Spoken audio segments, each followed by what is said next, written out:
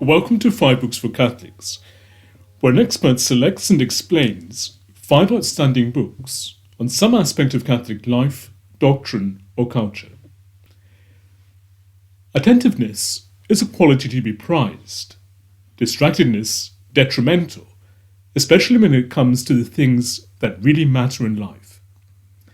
Philosophers, psychologists, and Christian authors have long studied attention and its importance. As Scripture says in Proverbs chapter 22, verse 17, "Incline your ear and hear the words of the wise, and apply your mind to my knowledge." In today's world, however, not only can we access information of all sorts, we are bombarded by it incessantly. We are driven to distraction.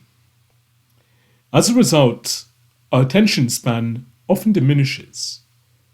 We may even lose the center. Increasingly, we recognize the need to think about attention and form it. In this interview, Gregory Reichberg discusses some of the best books on attention from both a secular and a Christian standpoint. Gregory Reichberg is a philosopher by training and a research professor at the Peace Research Institute, Oslo, where he writes on historical and contemporary issues in military ethics. His current work focuses on artificial intelligence and its implications for military ethics. He is the author of Thomas Aquinas on War and Peace, The Ethics of War, Classic and Contemporary Readings, Religion, War and Ethics, a Source Book of Textual Traditions, and Robotics, AI and Humanity, Science, Ethics and Policy. He has also written several book chapters and articles on attention. Studiositas, The Virtue of Attention, which was published in the collection The Common Things, Essays in Thomism and Education, the chapter Thomas Aquinas and Moral Responsibility in the Pursuit of Knowledge, in Thomas Aquinas and His Legacy, and he has a forthcoming article to be published in volume 88 of the Thomist, Toward a Thomistic Theory of Attention. The 5 books Professor Reichberg has recommended on the subject of attention are: first, The Principles of Psychology by William James; second, On the Trinity, Book 11 by St. Augustine; third, The Secunda Pars of the Summa Theologiae by St. Thomas Aquinas; fourth, Treatise on the Love of God by St. Francis de Sales; and finally, The Attention Merchants, The Epic Scramble to Get Inside Our Heads by Tim Wu. The links to these books can be found in the show notes. Professor Reichberg, welcome. Very good to be here. Good to be back. Good to have you back. You have a forthcoming article on St. Thomas Aquinas' theory of attention. Did you become interested in attention for purely speculative reasons, as a philosopher and scholar of St. Thomas Aquinas, or because you were concerned about the detrimental impact of modern mass media on our capacity to concentrate on what really matters? Yeah, originally I became interested in this as a theoretical subject of inquiry. And actually that was about when I first kind of came to the topic. I'm losing track of time, but it was just after I'd finished my doctoral dissertation, which was in 1990. And I was just starting out as an assistant professor of philosophy at Catholic University in Washington. And again, there it was an outgrowth of my dissertation. And it's really only very much later, I'd say in just the last few years, that I've become interested in and really seen the relevance of what Augustine and Aquinas taught on attention to, contemporary issues around the impact of digital media, especially on attention. So I was thinking we come back to that later in our discussion. What drew me to the topic was I wrote my dissertation on moral choice and the pursuit of knowledge, Thomas Aquinas on the ethics of knowing. And there I tried to show how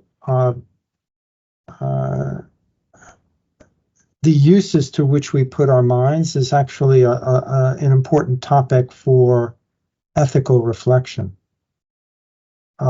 Even when the topics that we engage on, mathematics, for instance, it's hard to find any moral matter within mathematics as such. That we are applying our minds to, say, mathematics rather than thinking about something else, that itself can have moral significance. So my dissertation studied sort of the moral significance of our speculative intellectual acts. And in the course of doing that, I came across a distinction that Thomas Aquinas makes between the specification of thought, which the specification relates to the very objects that we're in the process of knowing. It's the specification of thought in contrast to the exercise of thought. And Aquinas maintains that whereas the specification of our thought is often outside of the realm of freedom, 2 + 2 = 4. It's not something I choose. It's something I see or perceive. One could multiply all the examples. The fact that I'm thinking about 2 + 2 = 4, that is a matter of freedom, because I could just as readily think about something else. And the fact of thinking of this rather than that, for Aquinas, that hinges on free will. And as soon as we talk about free will being relevant, then ethics comes into play, because ethics is all about how we use our freedom. So, and it wasn't until really maybe just soon after that I realized when Aquinas refers to the exercise of thought, another term that he could have used was attending, the attention I pay to objects. And around that same time, I discovered that there is a very large literature in psychology around attention. So that was sort of the sequence of coming into this theme. As many are aware, and you've just mentioned, there's a substantial body of research in the natural and social sciences and factors that contribute positively or negatively to attentiveness and concentration. Do these studies make important new discoveries, or simply confirm what we've always known about the necessity of attentiveness and the ordinary means for fostering it? Yeah, I mean, the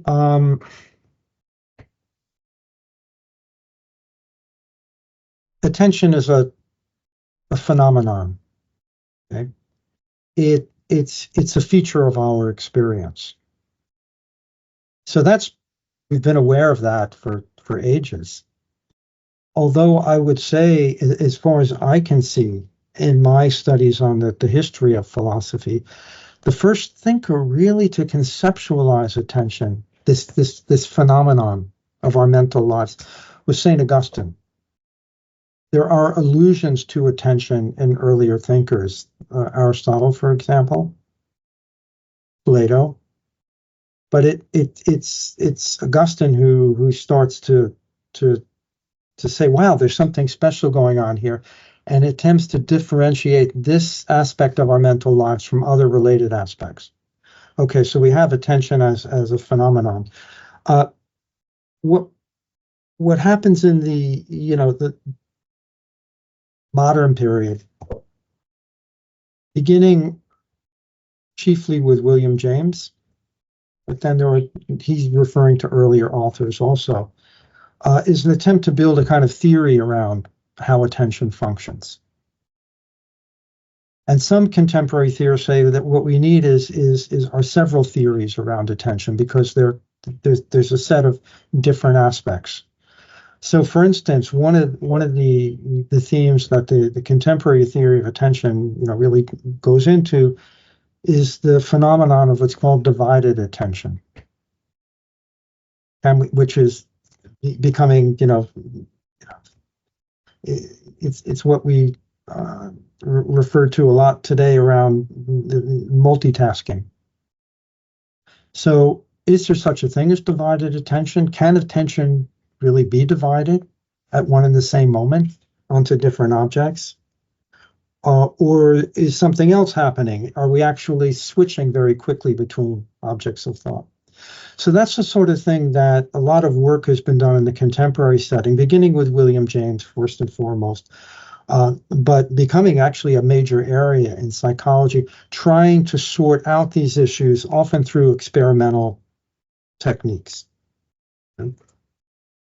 And are the books you've selected primarily speculative or practical? In other words, do they describe the characteristics of attention as a cognitive act, or show us how to form attentiveness as one or more virtuous dispositions? Okay, so the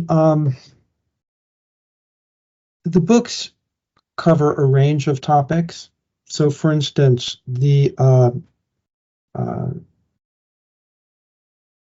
William James is mainly focused on the speculative aspects of attention, but James, at the same time, in it's chapter 11 of Principles of Psychology, towards the end of chapter 11, he has very powerful statements about the impact of attention on our moral lives. So the Augustine too, he, in the text that I've proposed for discussion in this podcast, the De Trinitate, there Augustine is really concentrating on the theoretical aspects of attention. But at the same time, Augustine is acutely aware of the impact of attention on our moral and spiritual lives. And, and there are some passages in the Confessions, for instance, we can come back to this in a moment, where he's acutely aware of how attention can either draw us closer to God or away from God. So, so in case of Augustine, we have both aspects are relevant. After which, Thomas Aquinas, in the Secunda Pars of the Summa, brings together joins together these two prongs of the reflection. Let's call it the moral psychology of attention, and then the actual ethics of right versus wrong attending. I included in this discussion a text by Saint Francis de Sales from Treatise on the Love of God, because there he really delves into the spirituality of attention, how it's at the core of our spiritual lives. And then finally, I round out the selection of works with a recent book by Tim Wu entitled "The Attention Merchants," and the subtitle of the book is "The Epic Scramble to Get Inside Our Heads," which is all about the so-called attention economy. And this really takes us directly into, well, let's say, sociology of attention, but also its moral and political aspects. And here too, Wu, in the conclusion of the work, comes with some very strong statements about the importance of preserving our attention, that this is something fundamental to a life well lived.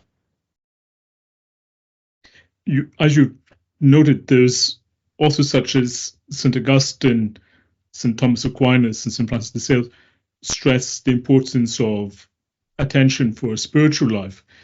And would it not also be necessary along those same lines to distinguish between secular conceptions and practices of attention and Christian ones? For example, this mindfulness has become a buzzword in recent years, but the practice of mindfulness is rooted to a large extent in practices of Eastern religious spiritualities, whereas St. Augustine, St. Thomas Aquinas, and Francis de Sales are referring to specifically Christian forms of prayer and meditation. So, summing up, is not a lot of the problem about attention the fact that we don't dedicate enough time or effort to prayer? Yes, I have to admit, I have not gone very much into the mindfulness literature. The little bit I know about it, which is really very little, is that a lot of it's about emptying one's mind to try to remove determinate thoughts. This in itself is not it seems to originate out of an impulse that's not distinctively Christian. I'm not going to say that it's anti-Christian. It depends how it's lived.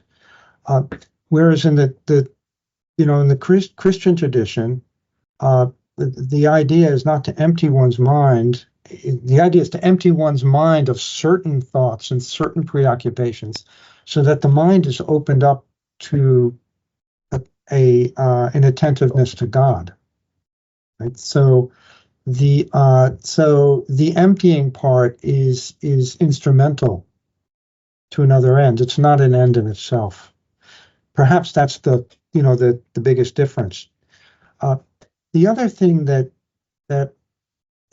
is crucial to my reading of Augustine and Aquinas is that even though the freedom of our attending is absolutely crucial,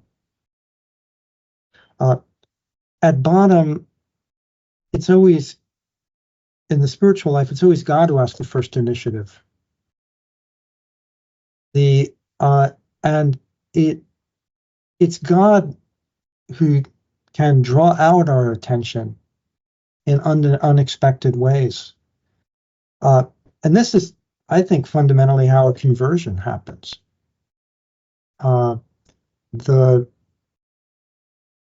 I remember reading a long time ago a book written by a French journalist who was a kind of militant atheist. And one day he went into Notre Dame Cathedral in Paris. I'm not sure why I went in there. And he was just seized by this thought of God, presence of God. He was really startled by it. And he eventually became a Christian. But it was as though his attention was directed away, directed toward something he had never ever thought about. In fact, otherwise would have resisted. So again, I just want to emphasize that there's something fundamental about God having the initiative and leaving oneself open for that. So we talk about listening. And you don't always know what it is you're going to be hearing. Yeah. I think that sounds very similar to the story of André Froissart. Maybe he was the French journalist. Maybe he was. Yeah, I believe it was André Froissart. Yeah. Sorry. Yeah, I mean, I think all of us have had experiences of that sort. And I even think when I say all, I mean, okay, Christians, but even Aristotle acknowledged that there are moments of attentiveness that come from without, that where the mind is turned towards does not turn itself. there's a passage in the Eudemian Ethics where Aristotle is talking about chains of deliberation. You decide, you're you're you're reasoning something out, or you're deliberating about it. And he says that at the starting point of a reasoning process, there has to be an insight where the mind is directed but does not direct itself.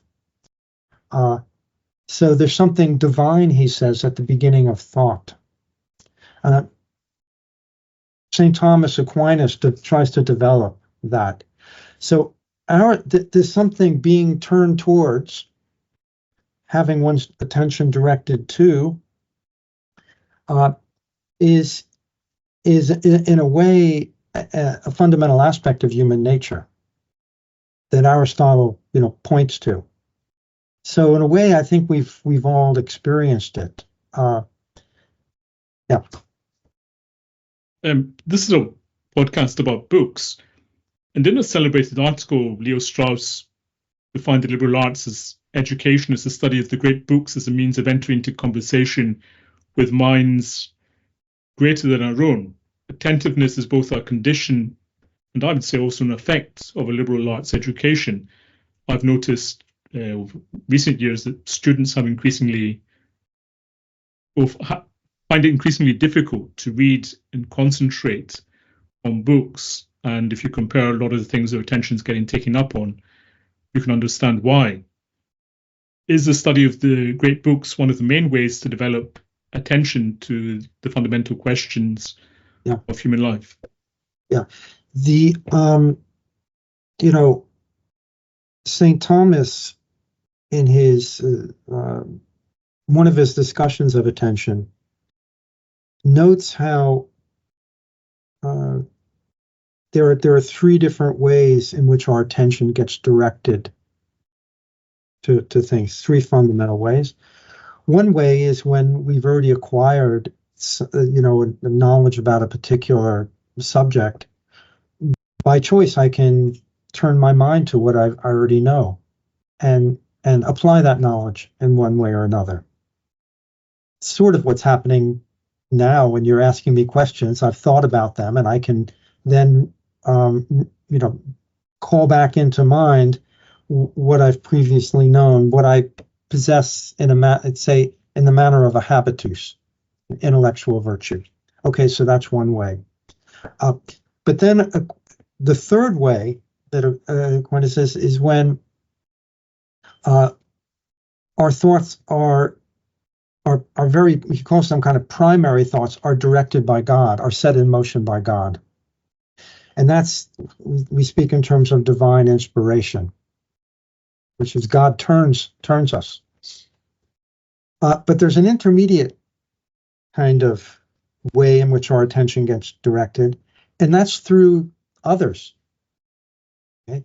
And learning is a process by which the teacher, by pointing to truths, you can't even exactly point to a truth, but pointing to signs and symbols that can lead the mind to a truth, pointing to an experience. That's an intermediate way in which our attention gets directed to truths which we might not have otherwise attended to. Because when you think about it, Aquinas says the mind is open to the infinite, the human mind. That's what it is to have a mind. Even there's a vast range of things the senses can be applied to. But the human mind is even wider in scope. So how do we end up focusing on this rather than that? So a lot of that comes through teaching. And when you read a great book, you're actually submitting your mind to a teacher. Reading is being taught. And lately I've been reading novels by a British author named Doris Lessing. Well, she was from Southern Rhodesia originally, but then she moved to England, to London. But anyway, uh, I've learned a tremendous amount in reading those novels. I've sort of discovered, maybe become aware of facets even of my own experience I'd hardly paid attention to before. But the same thing goes in a different way in reading a master like Thomas Aquinas. Um, I, you know, I've been reading Aquinas for getting on maybe 40 years now, and I'm always discovering new things. I'm always seeing new connections. It's always very enriching. Uh, so yes, we learn it. We have a tremendous amount to learn from uh, from reading the great books. Uh, well, great books in well, Western tradition, but more broadly also. Uh, it uh, there's a bit of discussion in the literature on attention uh, about sustained attention, what promotes it. And William James took up the topic because he started off by saying young people, there's a worry that they're just not able to sustain their attention in ways that are conducive to learning. Uh, James says that uh, it's very hard to sustain one's attention by a sheer act of the will. He said when you try to sustain it by a sheer act of will, you have to keep renewing that act of will. And that's actually borne out by research in contemporary psychology that very focused attention is hard to sustain. So James notes that what carries attention along is, at the end, it's interest in the object, interest in the topic, finding the topic pleasurable. And so one's mind is not so much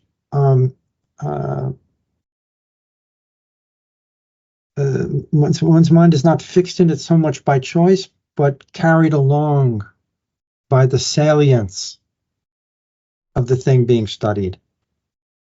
But for something to become salient to me, it has to, in some fashion, resonate with my emotional life. Emotional, I'm taking broadly, including the will. So this is a rather one can't force oneself into attentiveness. One needs to be carried along by certain objects as being attractive to the psyche. There has to be that combination. The problem that we're encountering today with certain forms of digital media is that they attract our attention in ways that are unhealthy. I mean, it's just the flashiness of the phone, the fact that there's movement, there are colors. This promotes a kind of sensory activation, which reading a book with just plain print doesn't. So there's a kind of competition going on from digital media with the colors and the bling on the one hand, and the books on the other.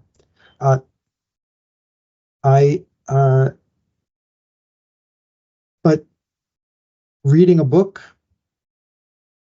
understanding the pleasure of having one's imagination activated in book reading, I mean, that's something that's only been learned by humanity over, say, the last I don't know, well, since the Gutenberg Bible, Gutenberg, the printing press was invented, and books became widespread. Before that, people had their minds activated in other ways, like stained glass windows and so forth. But the long and short of it is, this is reading a book, finding that appealing, having one's imagination and one's thought activated in that way. That too is the result of a learning process. And I've seen it with my son, who I had a really hard time encouraging him to read books for a while because he was so focused on the phone. He's 16 now. But now he's discovering that pleasure. But again, it's a learning process.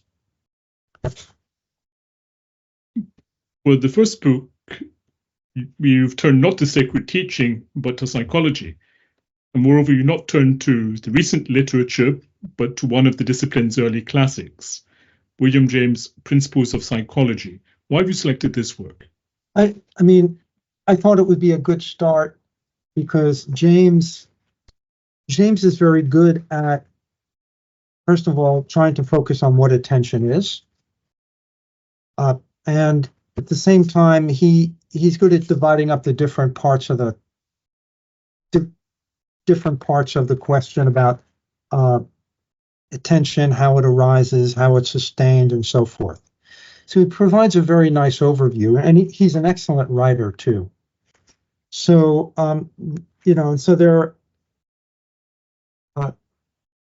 are some famous passages in James that all of the literature now cites. I'll read you just. I'll start with this one. Everyone knows what attention is. It is the taking possession by the mind in clear and vivid form of one out of what seems several simultaneously possible objects or trains of thought. Of one out of possible. Focalization, concentration of consciousness are of its essence. It implies withdrawal from some things in order to deal effectively with others, and is a condition which has a real opposite in the confused, dazed, scatterbrained state, which in French is called distraction. All right, so James here highlights a number of key aspects of attention. Maybe the primary one is that attention is always selective. And this will become crucial within Aquinas's account, or was crucial in Aquinas's account. So, and then James goes on and talks about some of the considerations that follow. So, for instance, James asks, to how many things can we attend at once? But then he goes on to say, well, really, we can't attend to many things at once at all, unless they're somehow inherently connected. Properly speaking, there is before the mind at no time a plurality of ideas properly so called. All right. James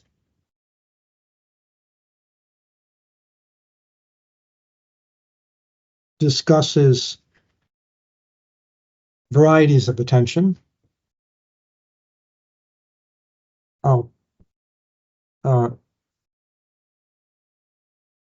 Attention may be divided into kinds in various ways, he writes.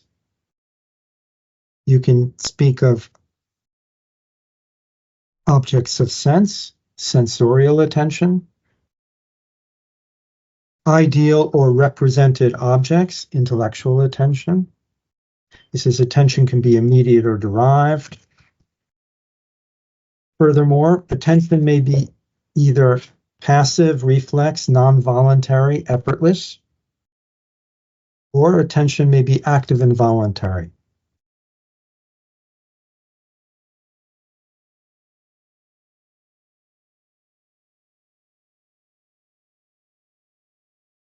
Finally, James discusses the effects of attention.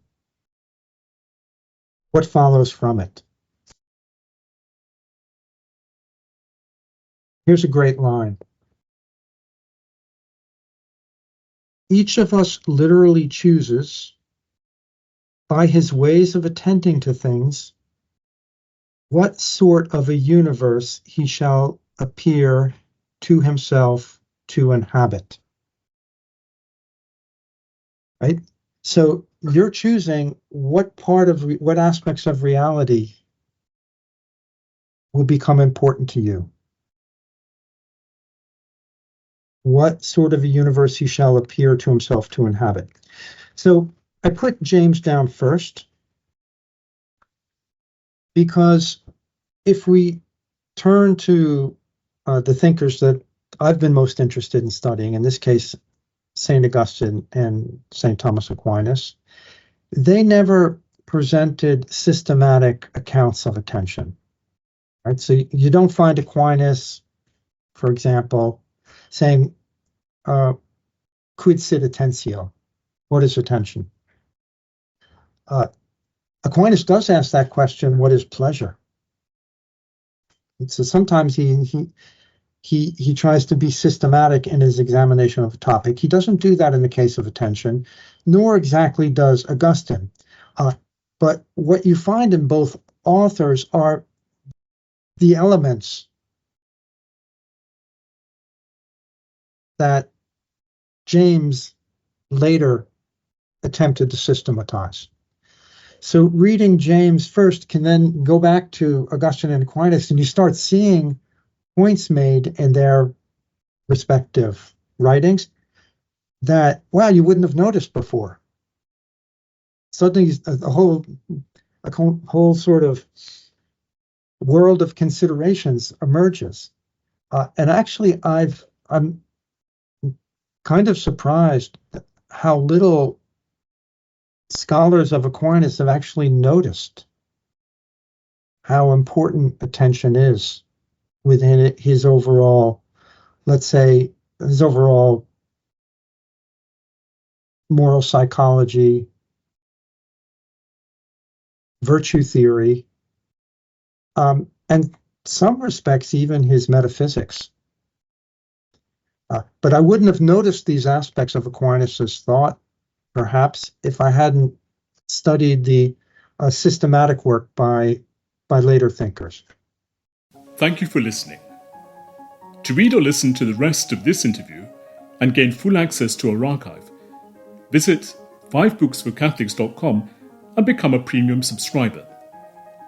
If you've enjoyed this episode, please subscribe to the podcast and give it a top rating on the platform of your choice. That way, more people can discover it. You can also support the podcast and help us produce more interviews like this one by making a one-off donation via the link given in the show notes.